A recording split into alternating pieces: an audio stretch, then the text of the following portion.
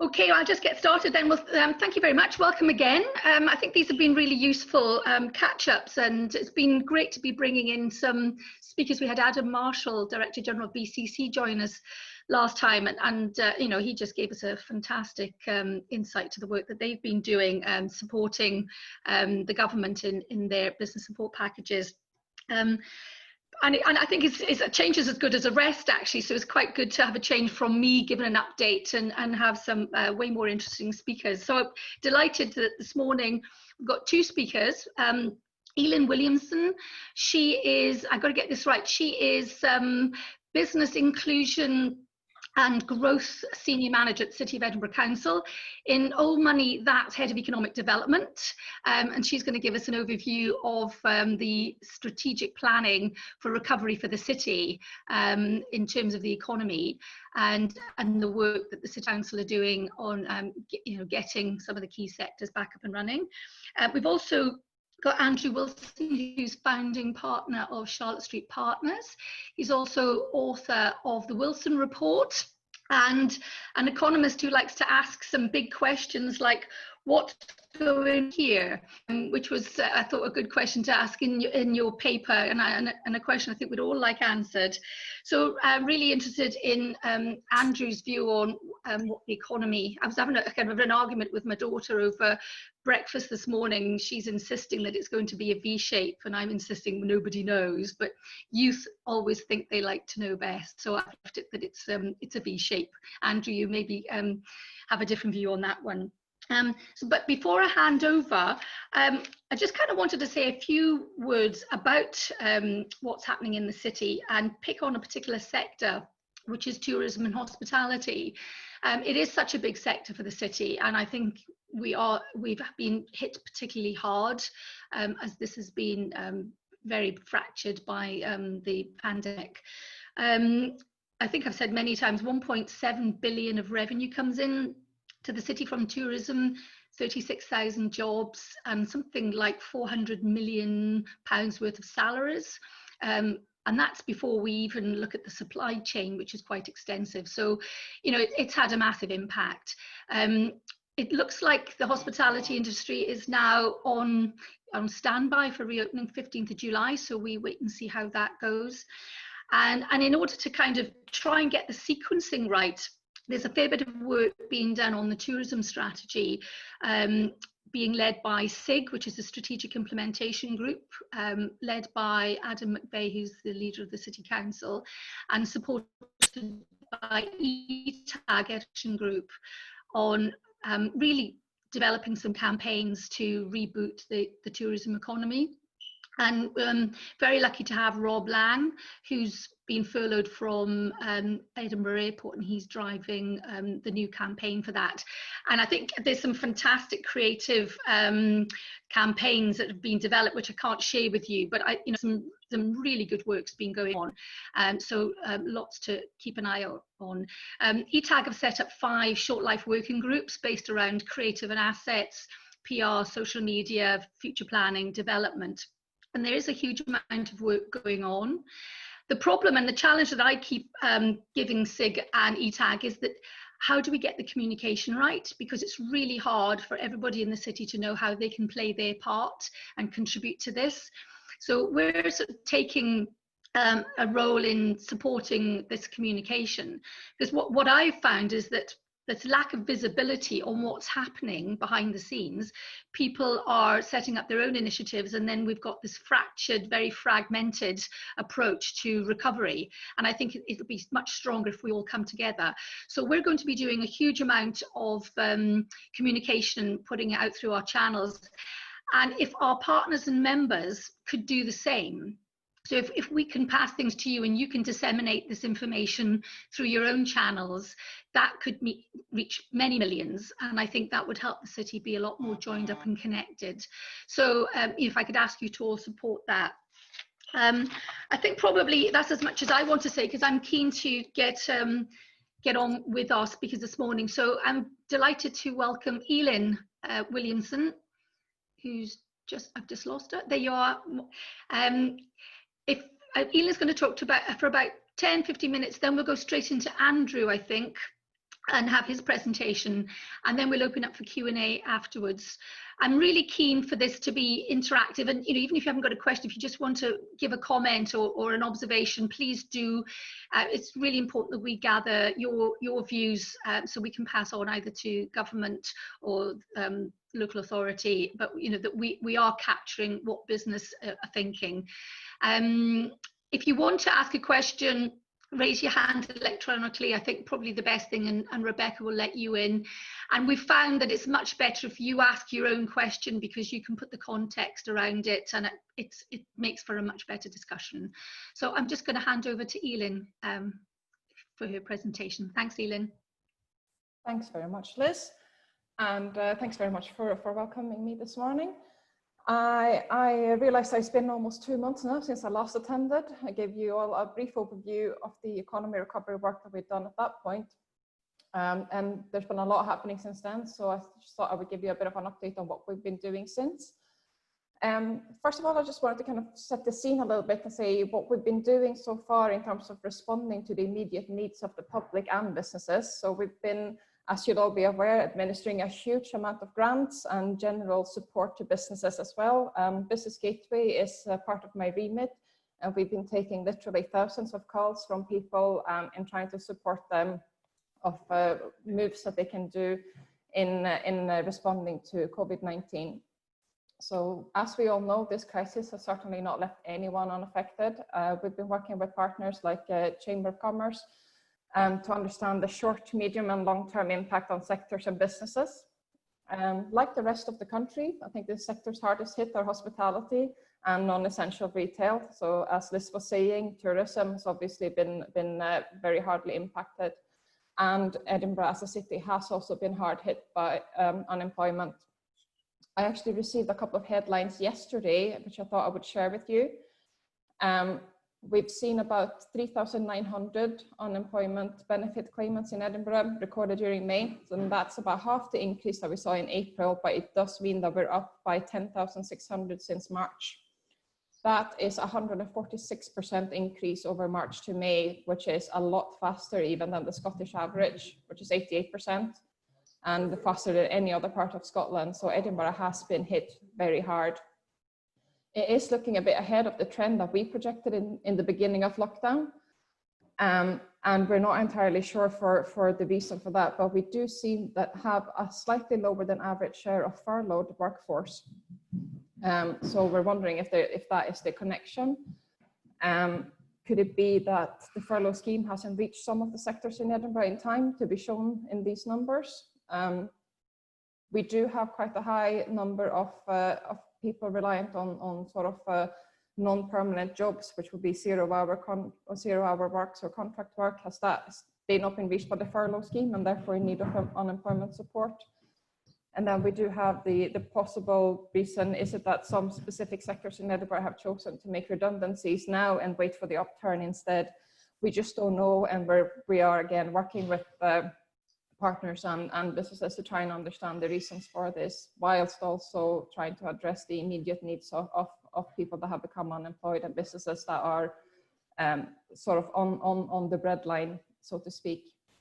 Now I'm going to share a couple of slides here as well, if I can get the technology to work. Basically what the council have done now is we have agreed and had signed off from elected members on a council-wide recovery plan, which is named Adaptation and Renewal. And part of that is the Sustainable Economic Recovery. So I just wanted to give you a bit of an introduction to the Adaptation and Renewal Programme. They are 5 interlinked programs with a senior responsible officer from the senior management team in each one of them, circulating around the aim to create a new council business plan. Each one of the programs have dedicated resources to allow them to progress at speed, and they're all led by a senior responsible officer from the senior management team. They've all been allowed to progress at different paces, starting off with an initial stage as kind of crisis management. Sorry, that's my kids running around in the background, so I apologize for any shouting and screaming. So in the initial stages, crisis management, but then moving towards a sort of recovery plan. The programs are not rigid, they're not set in stone. They are designed to be adapt with any form of guidance and policy that comes out of government as well. The overall program was developed and will continue to be developed with partnership with government, trade unions, and other city partners. The first one is life chances. That's mainly around sort of schools and learning, but also poverty and prevention. Second program, Care, Protect and Enable, is around health and safety and leading on things like the Test and Protect effort for Edinburgh, and is our key link with NHS. Service operations covers things like opening, maintaining council facilities and services, but they're also leading on the Spaces for People program, which I'm sure you've all heard about. I'll touch a little bit more on Spaces for People later on as well. Change, People and Finance program is mainly internal, focused in terms of ensuring the well-being and return to workforce for our about 18,000 members of staff. But it's also ensuring that we have a clear and updated revenue financial position, which is addressing the underlying pressures and savings mitigations that we will be subject to.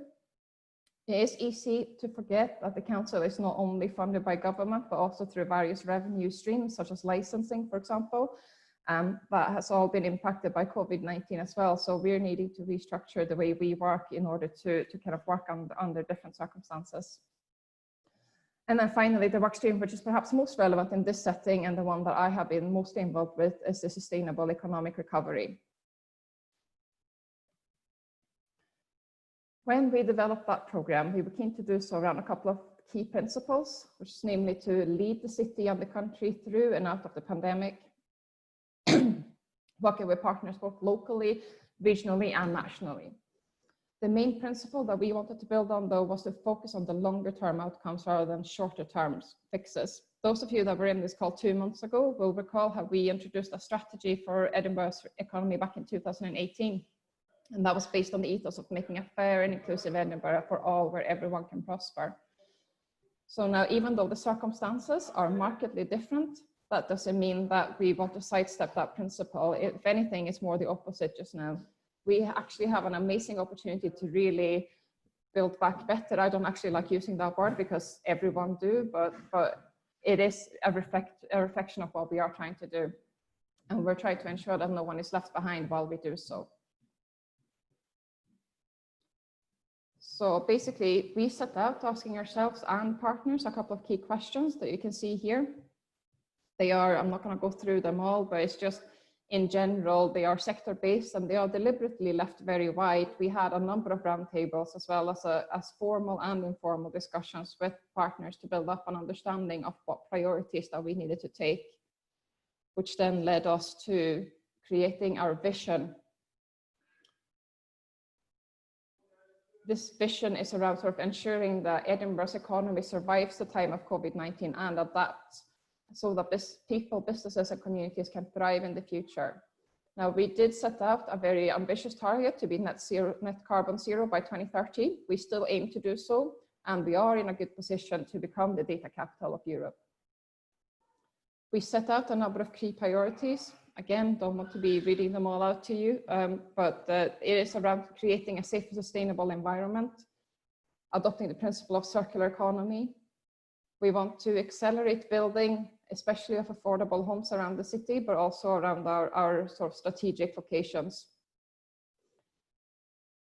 We want to design and deliver a successor to the Edinburgh Guarantee. Now, I don't know how many of you were around 10 years ago when we launched the original Edinburgh Guarantee, but it's been a huge success in terms of driving down the youth unemployment numbers in Edinburgh. And what we're wanting to do is just widen this out to make sure that, again, no one is left behind. And then the final priority is to be working with organizations to make Edinburgh that global cultural capital for both Scotland, UK, and even indeed the world as well. And here's the work with the tourism and hospitality sector, one of our immediate priorities, obviously.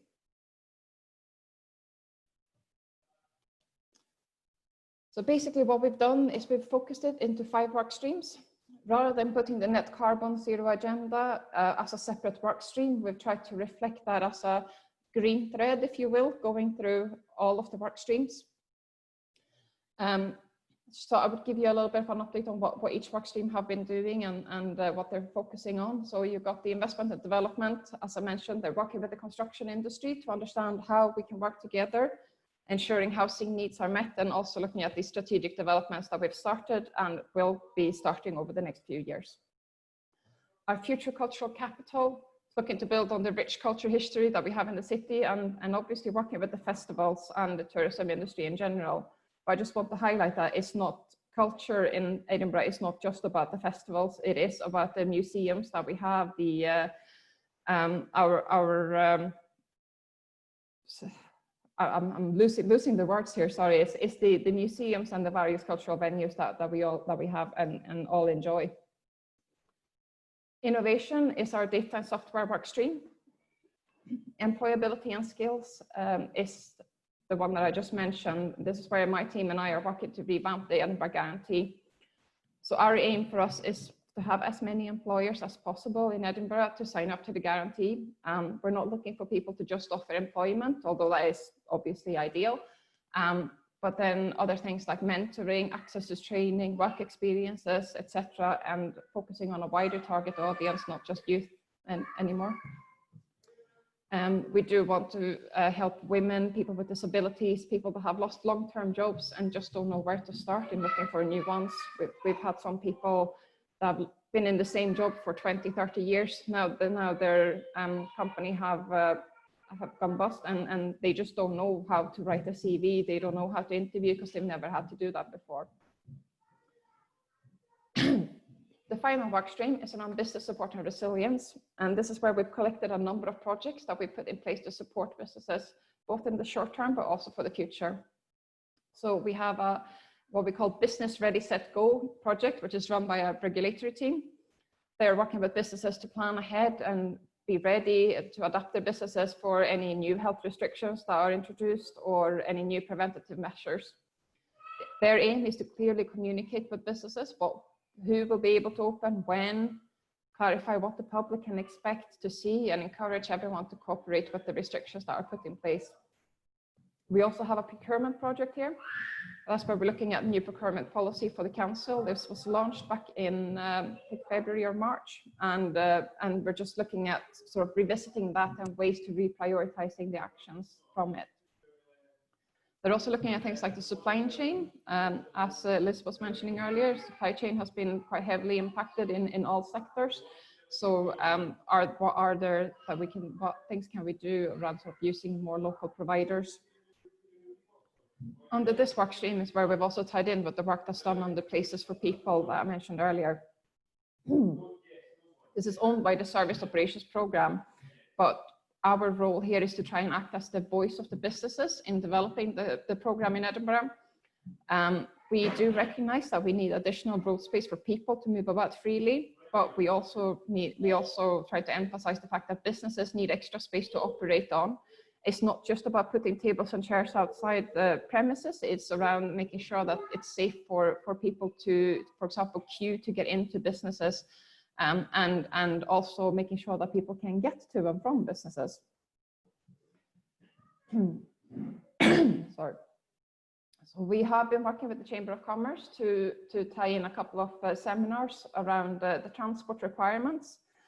And we're going to be issuing a survey in the coming weeks to understand how workplaces are opening up and how they will see their staff moving about, how we can adjust the public transport system accordingly to allow people to travel sustainably, but also safely.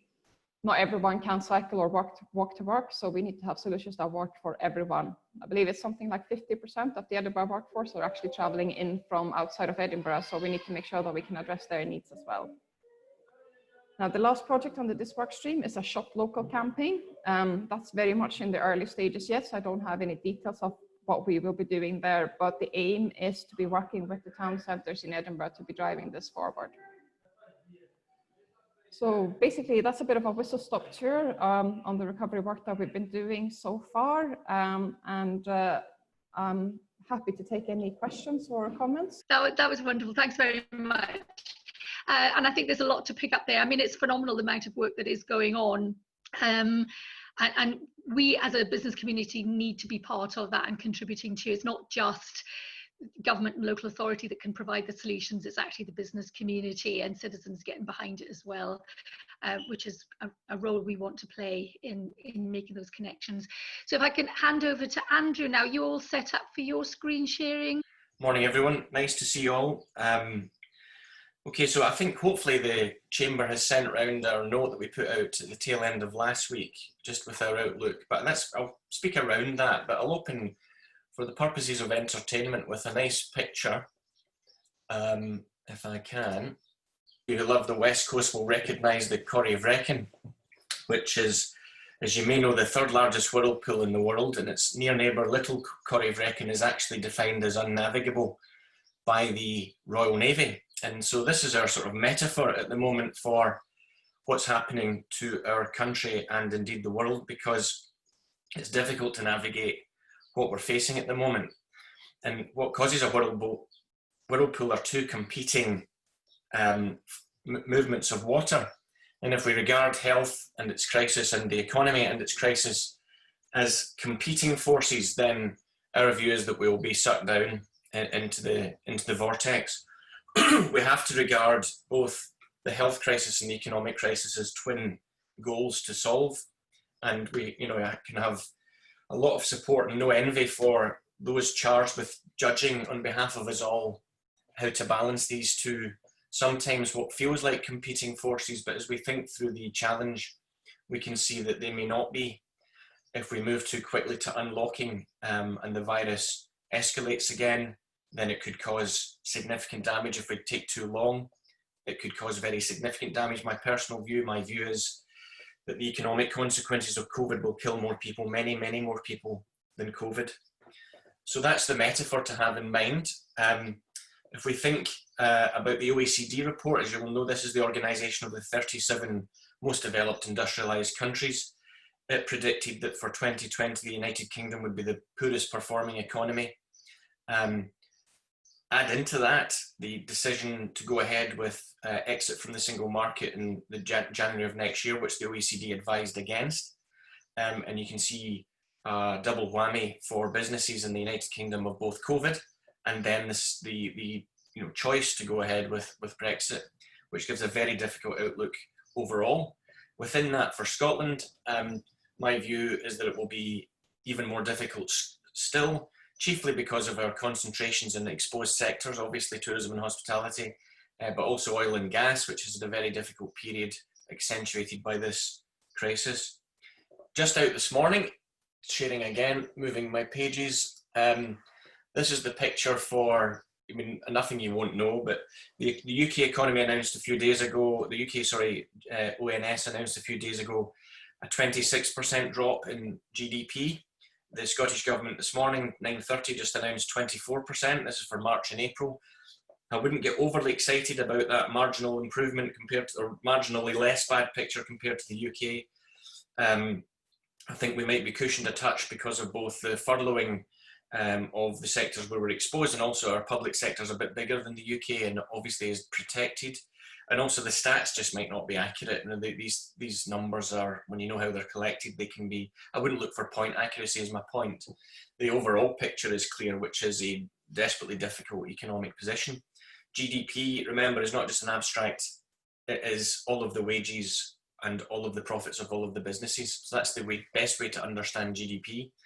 So these numbers took us back to where we were nearly 20 years ago in terms of the overall level of wages and profits in the economy. So that's 2 decades of lost improvement in living standards in a nutshell, which is remarkable when we think about it. The jobs price for this is now being paid. Again, the job numbers just out this week.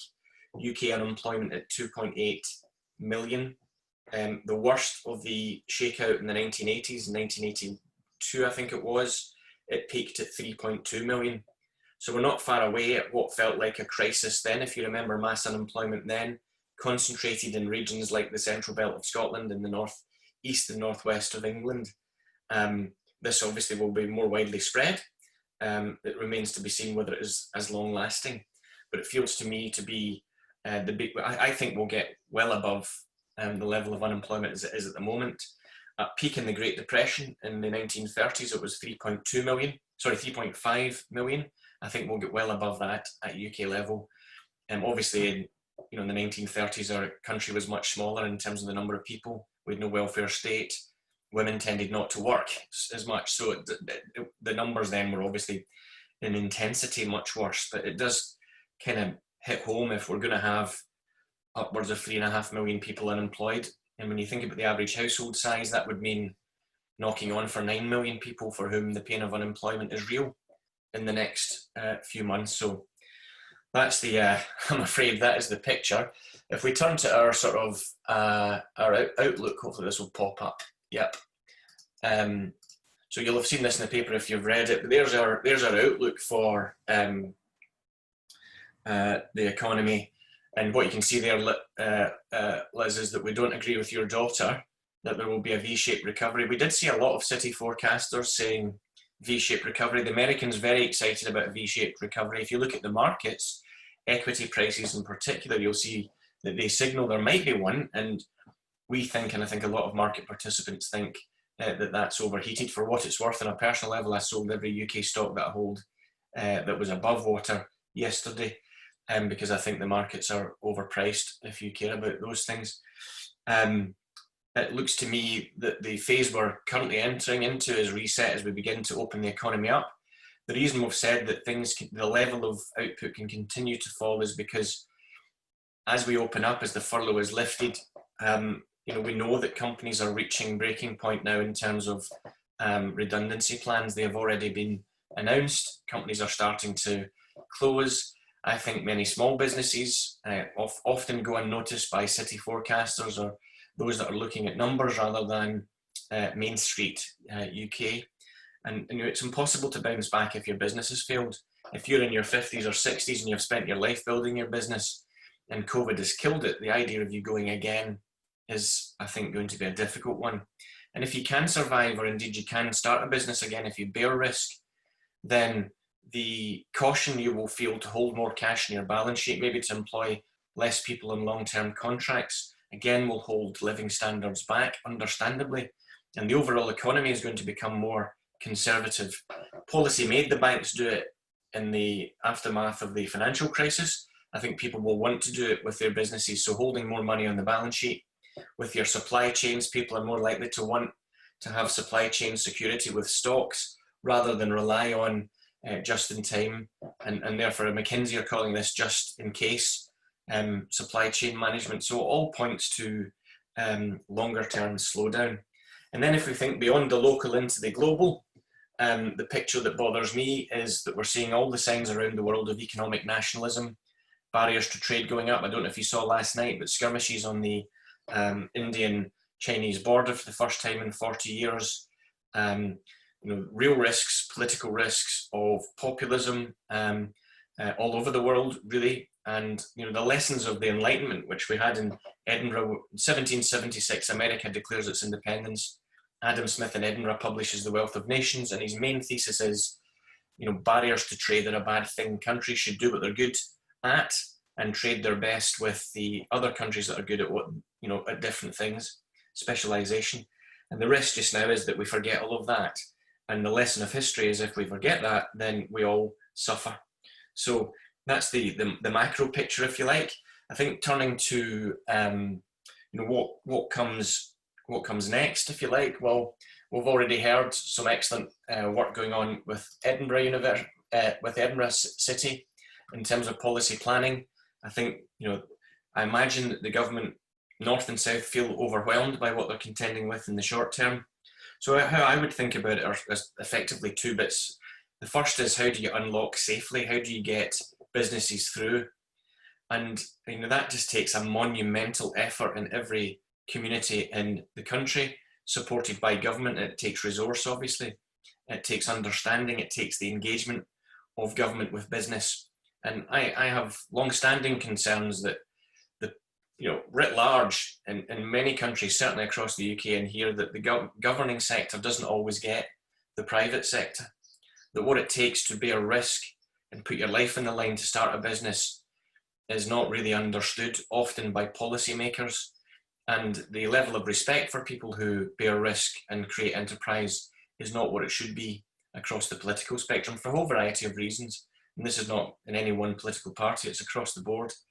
And that's a problem, I think, and there needs to be a reset in that relationship. And it is a two-way street, because business is often so frustrated with government, they can't engage. And of course, we can't expect businesses to be policymakers, but there does need to be a much more adult two-way discussion rather than being talked to or at. And that's a two-way thing. So that's quite important. And it sounds slightly airy-fairy, but I think as I watch and listen to what people are saying around the economy, I think it's really, really important. My chairman, Angus Grosser, was saying to me the other day that when he was a boy at Glasgow University in the post-war period, because he is of senior years, to put it politely, he was telling me about an economics tutorial with Alec Cairncross, who was a great figure who had been the head of the government's economic service in London through the war and its rebuild.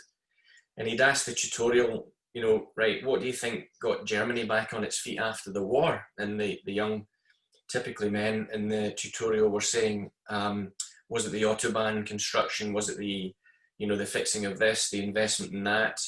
And Cairncross let them talk for half an hour and then said, no, what actually got Germany going was all of the businesses and all of the land are in different forms, the people who actually got things on their feet and started the jobs going again sustainably. And the point was that policy is important, but what really matters is implementation on the ground of people making the effort. And I think that's quite a good check from a very wise old owl as to what really matters now.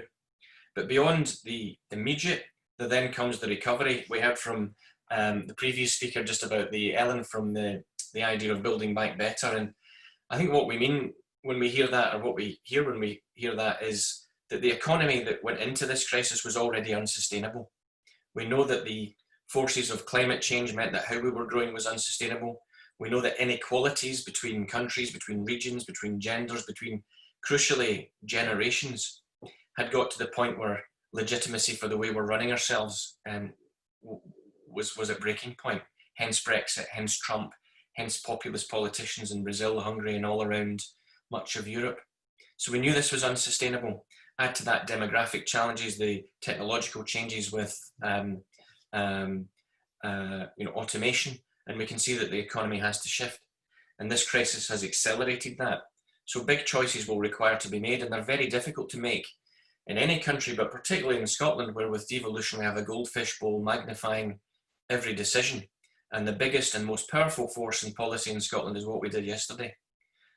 Doing something different tomorrow is very difficult. And if you just watch the fallout from the teachers' union leader on Sunday, you can see what I mean. However, we've got high hopes for the Benny Higgins report coming on Monday lunchtime. I think hopefully that's not breaching of confidence. It'll be out Monday lunchtime, and that will be about the longer term.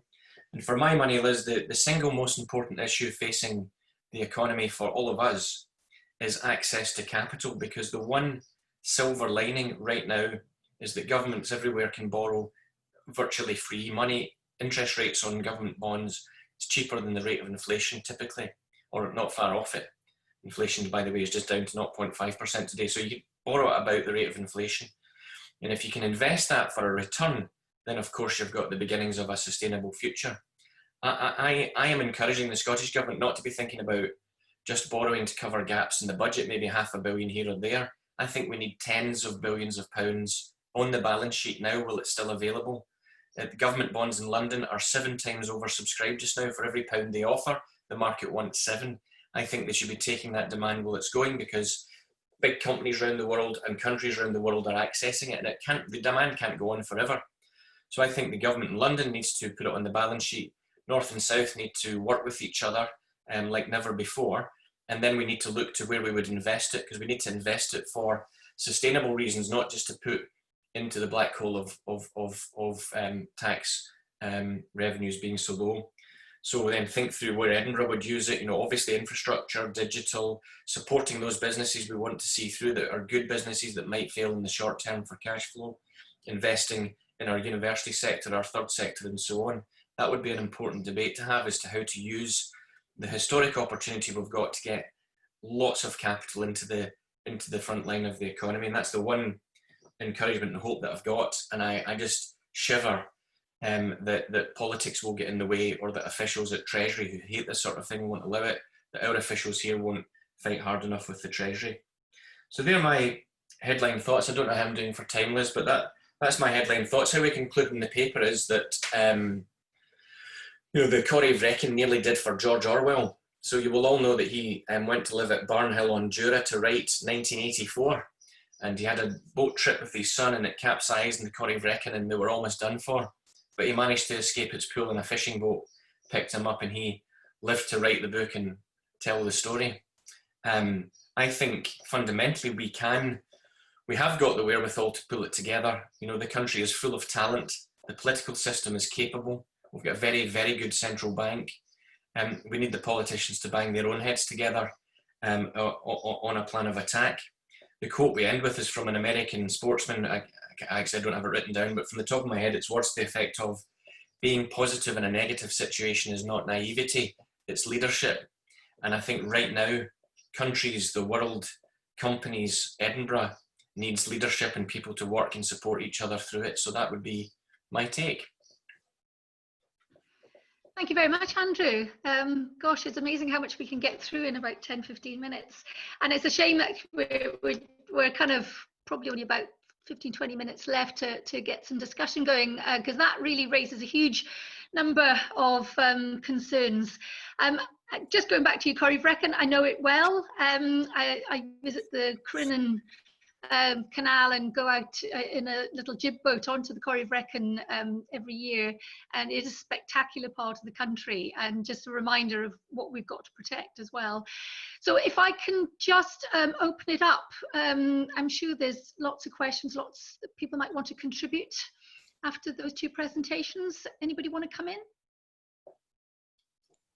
I think Jane Grant has a question. Brilliant. Hi there, Jane. can you hear me okay? Yeah. Hi, Jane. Thanks very much for those presentations. Really, really helpful and informative. Really enjoyed the paper, Andrew, as well.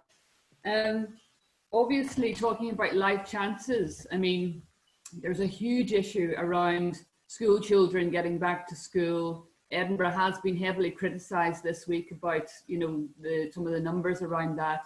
We have students at the college who are deferring because of, you know, wanting a different and a normal student experience. Obviously, the universities are heavily hit by the international issues with regard to 40% of Edinburgh's students, you know, being from the States and from China. And we're also facing apprenticeships being furloughed and those apprentices being made unemployed in some cases. So it does seem to me that, you know, the young people are absolutely going to bear the brunt of a lot of this, and it will also impact on our ability to get up and running because businesses are going to have to work around parents at home for sometimes 50% of the time. So I wonder, Ellen, if you have any views on where Edinburgh sits on that at the moment and your hopes around that. And also, Andrew, I wonder about, you know, universities and colleges currently severely underfunded and looking at a very, very poor balance sheet going forward, but are going to be so integral to our recovery. So sorry, I can maybe go back on that. I absolutely agree, Jane. And I mean, as you all are very aware, I have 2 young children myself. They are luckily not in school, so I don't have the additional burden of having to homeschool. But entertaining a 4-year-old and a 1.5-year-old is certainly challenging at times. I totally appreciate and I know the issues that have been put in the Life Chances program around sort of the safe reopening of schools, the safe reopening of nurseries and other sort of areas for children. Even in combination with the operational program where we're also talking around sort of the safe reopening of playgrounds, even such a simple thing where children can interact and play safely has been a huge part of the discussions and is one of the reasons why Edinburgh Council, we have said that we are unlikely to go back to office working until October. And that is two main reasons for that is to allow for sort of the facilities team to plan for the opening of other buildings like schools beforehand. That is a priority, and also to make it easier for our staff that will be, a large part of our members of staff are working from home. They have childcare duties as well, and trying to combine the two with also having to go back into an office is just not fair on our staff. I wish I could say more in terms of, I know exactly what the plans are for opening of schools. Unfortunately, I'm not part of that working group. It is certainly something that I know is the key priority of Alistair Gaw, who leads that, and his team, his senior management team, discussing intensely how to do that, how that will work out. It is a different approach than the rest of Scotland, I agree, but we do also need to recognise that Edinburgh have different circumstances and a different sort of social background as well. So it is the key thing is to try and ensure that everyone is supported in what we are doing. I hear you on the universities, and I've had some discussions around with some colleagues in the university sphere as well, and it is around sort of trying to address the double whammy impact of Brexit and COVID-19, and for universities to be able to deliver the same kind of high level training, but doing it in different circumstances. And we're trying to support in every way that we can, be it in sort of digital support or otherwise as well. I'm not sure if I've answered your question really. I do apologise for that. No, thank you. That's okay. Thanks, Ellen. That's helpful. Well, my tuppence worth, Liz, on that is I don't think the differential performance across councils will be viewed as sustainable. I think, of course, it's council responsibility for these matters, but I don't think public opinion will allow that to sustain. I think the EIS need to take a very careful look at their approach, because they have lost significant public trust. The idea that the head of a teachers union should be lecturing the WHO on what health policy should be. I mean, people need to reflect carefully on themselves. I'm going to share my screen because there was a tweet this morning from the First Minister. If you can see that, if you can't, if you're on a phone, what I'm basically highlighting is a tweet from Edinburgh University's Devi Schroeder last night, who's a key global public health professor and a key advisor to the First Minister. So the long story short in this is her saying that if we stick with the plan, suppress the virus at the level it's at now, keep it there, then schools could go back in August as normal. And I think I'm detecting the First Minister's line is now effectively that, which we need to stick with it, not rush the fence. And if we succeed, then we can open up more broadly and ease social distancing restrictions on a sustainable basis. Her worry is to move too far too fast and for us all to pay a price. So it's a really difficult leadership call for her, I'm bound to say. But the evidence I read, and I'm no public health person, but what I'm reading in scientific journals this week, and one of my colleagues, Paul Gray, was the chief executive of the NHS and is a public health professional. What I read was that the most important thing is the use of face coverings, and then of course contact and protect, trace and protect schemes and hygiene, and that with these all in place and functioning, then a 1 metre distance is sustainable. I think for schools, 0 distance is sustainable because we can't get kids to fulfil, it's impossible. On the university front, very much, it's not so much, I would argue, if I may, Jane, that they're underfunded, it's just that their funding models have depended so much through choice on international students, and that is where the main shortfall's coming. So they reckon, even on relatively easy estimates of half of these students not coming, they're going to lose $500 million. So 2 things there. Firstly, universities will have to collaborate or restructure, I think, because we've got many universities across Scotland, which is a small country, teaching similar courses, doing similar areas of research when they should consider combining. And doing that's very difficult because, as we all know, M&A, painful, distracting, and usually destroys value. I'm not saying that, I'm saying collaboration, and there's some ideas emerging around that.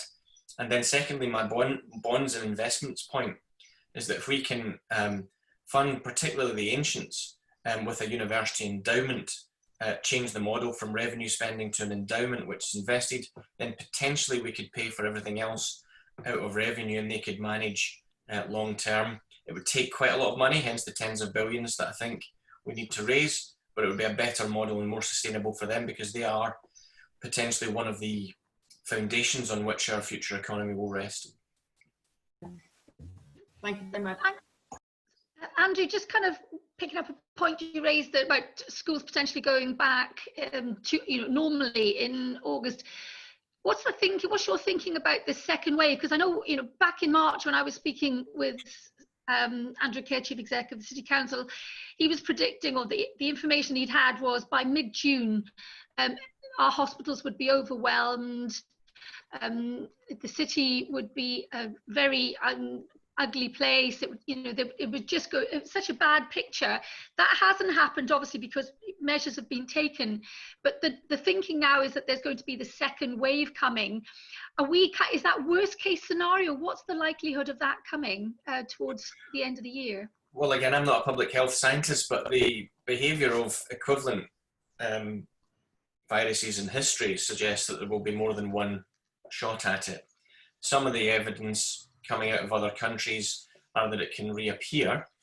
I think second wave, in other words, the idea that it's the same again, looks to me unlikely. The OECD predicted that if it happened, the economy would suffer, but not anything like as much as we've suffered from the first wave. I mean, just using common sense, it seems that unless you eradicate it and then lock the borders, it seems to me inevitable that there's going to be, if the thing's not gone and there's no vaccine, then it seems to me inevitable that there will be reappearances and outbreaks.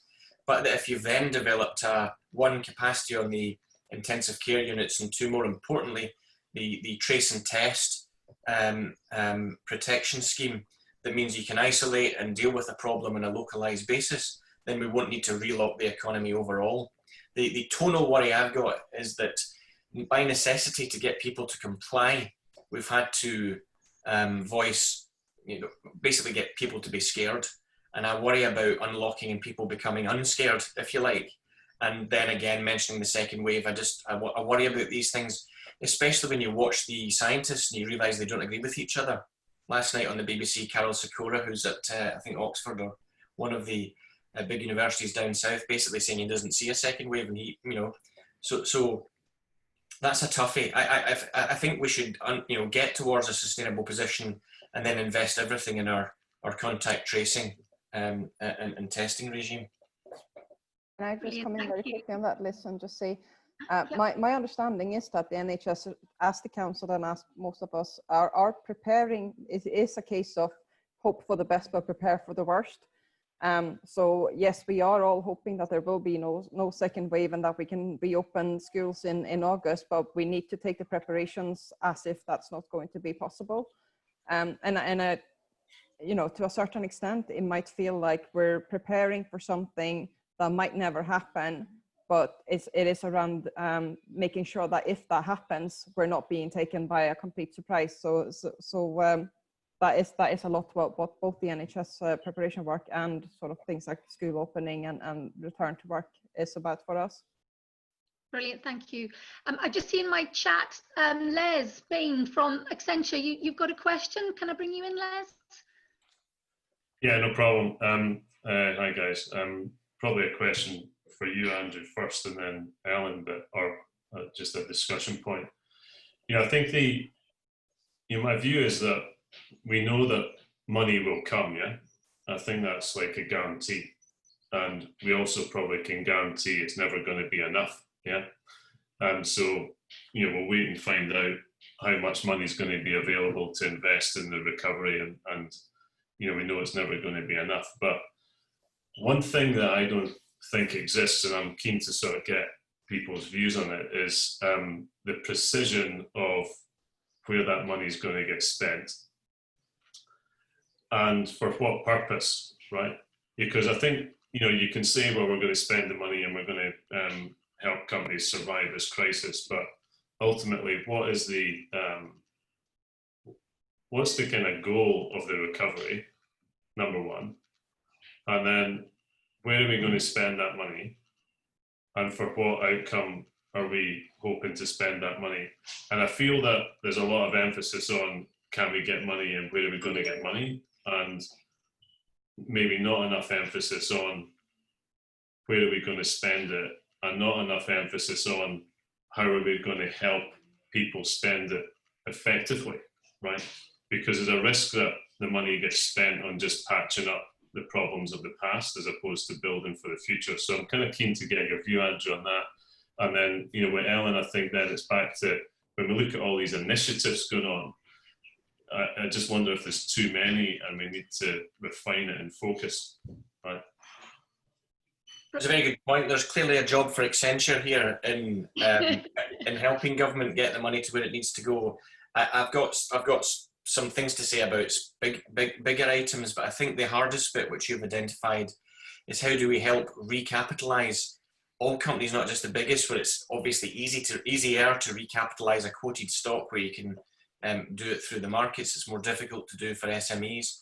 If you're reading the interim report of Sir Adrian Montague's recapitalisation group at City UK, on which we have Graham Jones and Philip Grant from Scottish Financial Enterprise sitting, you'll see the beginnings of a thought about that. But the architecture and the infrastructure of how you actually physically get the cash out, does government hold equity stakes? Does it make loans? Does it give grants? That's really hard and is a gargantuan bit of work. Our system's already been overwhelmed, by which I mean the Scottish Enterprise and the Scottish Government system, by just getting the money out the door, really in the sort of firefighting of the moment. So I think that broad recapitalisation of businesses is probably the most difficult challenge and one which needs attention now. And I was kind of making that same point, Les, when I was talking about the need for the money and then a debate about where we put it. I think there are other obvious items for me. You know, we'll hear from Shelter in the next week or so about what they anticipate is needed in social housing. That will be many billions of investment needed. The Irish government has a investment vehicle which is able to put impact bonds out and then channel cheap funding into just such projects. So that seems to me to be obvious. We need to develop the remit of the National Investment Bank to be able to do this as well. One other line item I think is important is we currently have pretty much unsustainable revenue calls on the Scottish Government's budget. You know, things like the NHS and civil service pension schemes aren't funded. And with the demographic challenges that are coming, you know, what do we do about that? So again, you know, if you look at, and this sounds grand, but it isn't when you think it through, Singapore created an investment vehicle in the 70s to help with the employment crisis that they had at the time. It's now delivering with partners roughly a third of the revenues of the Singaporean government, invested all across Asia and indeed even here. So if we've got low-cost capital, you can do that to help support revenues as well. So there are quite a few things you can do. The bit that you see creaking is the ability of government to get money out the door. But you know, things like the furlough scheme have actually been effective. Most of the business interventions after some bumps have been effective, but I think you're right to identify that as probably a key policy challenge which needs big brains. And I'm without wishing to, our civil service and officials are geared up for normal times. They're not geared up for times like this, and they need help from people like you. And I think, you know, it's also, you know, you've got that macroeconomic view, but then, you know, we know that like the SMB sector in Scotland is such a huge part of our ecosystem. I don't know if there's enough targeting and support getting into that ecosystem as well, right? So, you know, there's a risk we end up putting money into the system just to patch up the past as opposed to build for the future, right? And I think that's a big risk and an opportunity, right? Yeah. And I think that's a very good point, Les. I know what we're trying to do is leverage some of the bigger partners and corporate members that we've got, because there's some great work being done in their recovery planning and their strategic thinking, creating frameworks that SMEs don't have access to. And I think if we can leverage some of that thinking and sharing of good practice into the SME community, that's going to make a huge difference. So I'm glad you joined the call today, Les. I think you're just getting a stack of to-dos to add to your list when everybody finishes this call. Paul, do you want to come in? Yeah, Liz, thanks for that. My name's Paul McLennan. I'm an Associate Director with Playfair Scotland, but I'm also a councillor down in East Lothian, and I'm leading on the town centre recovery for East Lothian. It was around about access to capital.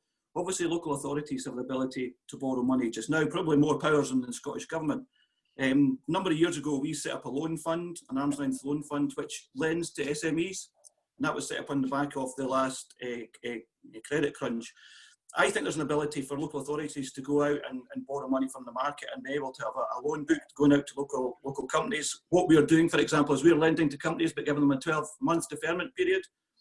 And obviously it's based on viability of businesses, but it then gives the companies the ability to get through the next 12 months, hopefully with the order books and so on picking up next year. It gives them that ability to get through. It's helped many companies going through. And I wonder if that's something that Edinburgh Council and other local authorities could look at. We're also looking at the possibility, and Andrew mentioned about social impact bonds, and speaking to other lenders out there such as Capital Credit Union and so on around about that. So it's just to see around about what's the flexibility that Ellen and Andrew think local authorities have to go out and borrow money to support SMEs particularly. Do you want me to go first, Ellen? Do you want to Yeah, sure. I was just I'll just go quickly. I mean, we definitely have that competence. The issue will be the balance of what the market would charge local authorities compared to what the market might charge the Treasury or the Scottish Government, or indeed a combination of local authorities. So I would say that if we can't get the sovereign borrowing, then that definitely would be worth looking at. But the experience of the Aberdeen City bond is that you need to be quite careful about the structure of it and the sort of, what's the word for it, the covenants that the market, the people that are buying the bond will demand. I know the Scottish Futures Trust have significant experience of that with Aberdeen, working with Aberdeen to make the market for it, so it's worth a conversation. Hopefully it won't get to that, but it would be good to see greater devolution to allow councils to do more things within Scotland. I'm definitely a fan of that. The local authority budgets look so pressured to me at the moment that the markets might require quite a price in terms of interest for bonds, but I agree with you. Thank you. If I could just quickly pitch it on that, and that is, those are among the options that are being investigated in the sort of financial work stream. I do agree around loans to SMEs, and we are involved in the sort of the Business Loan Scotland program scheme as well, and we have been looking at what options we can do as a local authority. But at this particular time, we don't have the finances to put up a loan scheme for SMEs either, even though that is something that we have looked at, but cannot do just now. It is an interesting point though around sort of borrowing. But as Andrew was saying, again, local authorities at the moment might not be seen as the best guarantee for private lenders. I can imagine that it might not be the cheapest option either. Although you're absolutely right, it's something that should be investigated further. We have put in, also again, in addition to what Andrew was saying, that was part of our submission to the Higgins report, is extending the powers that are given to local authorities to deal with matters that we know best because they are closest to us. Some form of tax fiscal powers as well will also make it easier, especially for a city like Edinburgh, where we are raising quite a lot of taxes that is supporting the rest of the country. Now, I'm not saying that we should be this is all about Edinburgh and we should have the money for ourselves. We obviously need to be part in supporting the whole country's recovery, but it is also, we do raise a lot of sort of non-domestic rates. We are raising lots of property tax as well. And we are one of the sort of leading economies in Scotland as well. So for us to be able to utilize that for building up our economy would help massively. Thank you. Thank you, Ellen. I know people are dropping away, but I see that Alan Laidlow's got his hand up. If we can just go one last question with Alan. Thanks, Liz. I'm delighted to be here in one regard, but not in the other. I should be organising Scotland's largest outdoor event, which will be opening tomorrow. A question for Andrew, and both you and Ellen have both talked about the hospitality and tourism industry. The First Minister talked the other day about a French-style elongated furlough for sectors such as live events who were first into lockdown and on the route map probably feature in phase 7. You know, where do you see that? Is that a political play to sort of, you know, get between us and Westminster, or is it a realistic progression? And I say that as sitting on the Event Scotland and Visit Scotland live events work stream as lead on furlough and employee protection? Well, I have to say, knowing the First Minister as I have done for too many decades, I don't think she's playing a political game with Westminster at all. She's in crisis mode. I genuinely believe that. Plenty of people are playing politics. I don't think that she is one of them. I think what she's referring to is simply logical. I actually was asked this on Radio Scotland this morning and made the same point that you just made. If the government is requiring a sector to stay shut, just as we've required the whole economy to be shut, and if we've recognised that in order to make it sustainable, that the furlough scheme, maybe on a business or sector focus, or even regional focus concentration, should stay open for longer, I think it has to. I think we have to be taken off the, hesitate to use the word, but the sort of steroids, the drugs of the furlough scheme. We can't stay on it forever. It would be utterly destructive. But for those sectors that we know have got a future, but that future's further down the line, then the fairness dictates that it should extend. So point one. Point two, I might be wrong at this, but I was looking at the numbers yesterday from what I can gather, and so I've made a request for information to the economists at the government. But it looks to me in the face of it that Scotland's take from the furlough scheme is a lot lower than the UK average. This probably makes sense if we've got a different structure for our economy, more people in the public sector. But it looks to me like we could be missing quite hundreds of millions anyway over the course of the full scheme to October. I might be wrong because maybe I'm not looking at apples and apples. I might be looking at a mix. I'll find out today. But if that is indeed the case, then similarly, because of the structure of our economy, we may be able to make an argument that goes, for fairness sake, for the hospitality sector, which is so important to us, extend it. But these are the points of detail that, when a system is swamped, they might miss. And so I was just taking a look yesterday. And so anyway, I'm in touch about that. But, you'd have a supporter in me for this point. If I can do anything to help in the background, let me know. I will. Okay, thank you. And I think this is what these discussions are about, is bringing people together to sort of share ideas, and how do we collectively as a business community make our contribution and stay connected. So we will try our best to keep bringing fantastic speakers like this morning to keep you all updated with what's happening. But it's really important for us to be able to capture views and concerns. So please feed into the team any questions you've got, and we will do our best to answer them. But if I can just we're dropping like flies. There's 16 of us left, so I better let you all go. If I could just say a big thank you to Andrew and Elin. Fantastic feedback from the chat. What great speakers and presentations. So thank you very much for joining us. Thanks everyone for joining us too, and stay safe and well. See you soon.